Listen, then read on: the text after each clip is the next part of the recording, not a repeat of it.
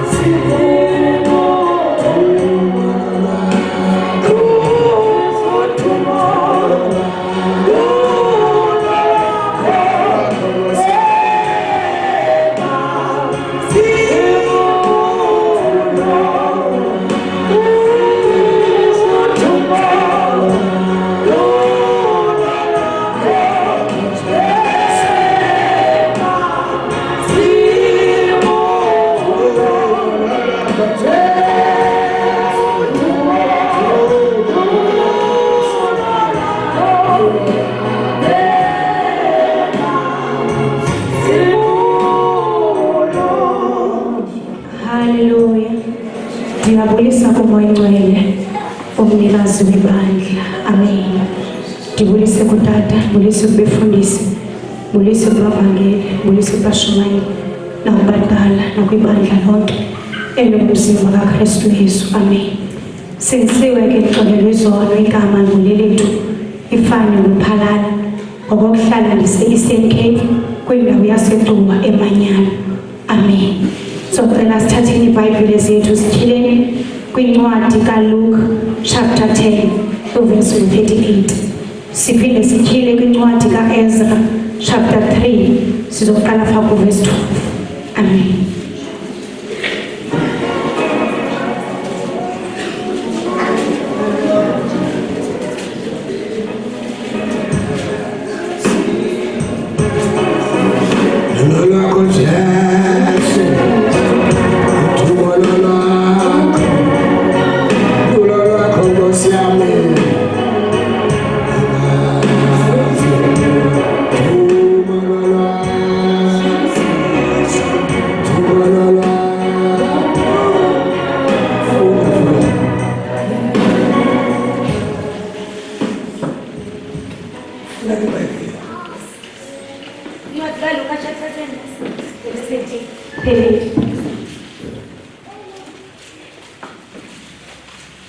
Verse 38. Sithi oMartha noMaria. Kwathi ekuhambeni kwabo wangena emzini othile. Owesifazane othile igama lakhe linguMartha. Wamamukela endlini yakhe. Wayelodadewabo othiwa nguMaria. Owahlala ngasezinyaweni zeNkosi. Walizwa ilizwi lakhe. Kepha uMartha ekhathazekile ukusebenza okuningi waya kuye wathi, Nkosi, awukhathaleli ukuthi udadewethu ungishiyile, ngisebenze ngedwa na. Ngakho yisho kuye ukuba angisize. Kepha iNkosi yamphendula yathi, Martha, Martha, unakekela, ukhathazeka ngezinto eziningi. Kodwa inye into edingekile.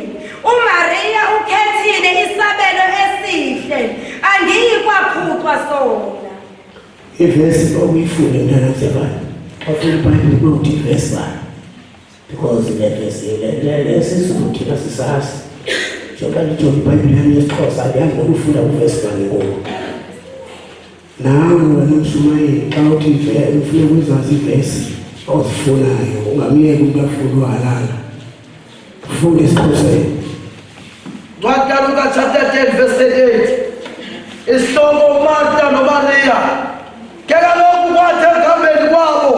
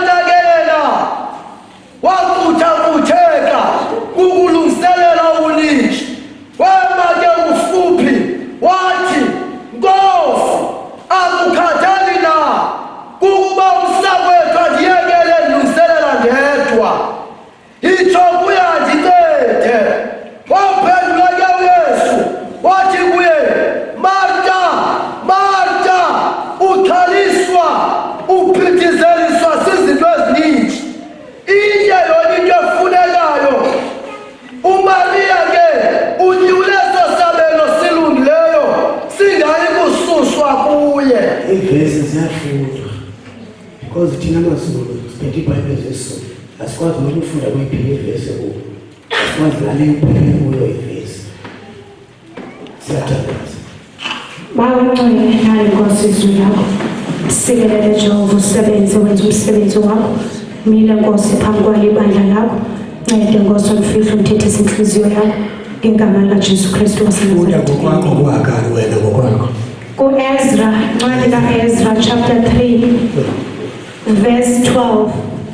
Ithi apha rebuilding the temple. But verse 12. Chapter 3 verse 12. But many of the older priests and Levites and family heads who had seen the former temple wept aloud when they saw the foundations of this temple being laid, while many others shouted for joy. Amen. Full exposing and deceive at his case. Chapter 3 verse number 12. Intona bayitempile isekwa ngokutsha. Verse 12. Ke isininzi kubabingeleli nabalevi neenkomo zezindlu zoyise namadoda amakhulu awayeyibonile indlu yokuqala sathi ekusekweni kwalendlu emehlweni aso salila ngezwi elikhulu ke abaninzi baduma bavuya ngokuphakamisa ilizwi. Amen. Hallelujah. Nanga-ke amazwi awubekekileyo enhlizweni yami ngizothetha nje kancinci ngizohlala phansi. Eyona nto endithi engathi uThixo uyibekile apha enhlizweni yami yindaba yokuba ngaba kule mihla kuye kwanqaba okanye kwahamba kwanqaba abantu okanye bangabikho abantu abahlala ezinyaweni. Kwavama okanye kwaxhaphaka uhlobo lwabantu olubhizi oluxakeke zizinto zikaThixo kodwa babe bengekho kuThixo bengahlelanga kuThixo. Siyeva apha kwincwadi kaLuka apha siva ngoMarta noMary. Hallelujah. Ithi iBhayibhile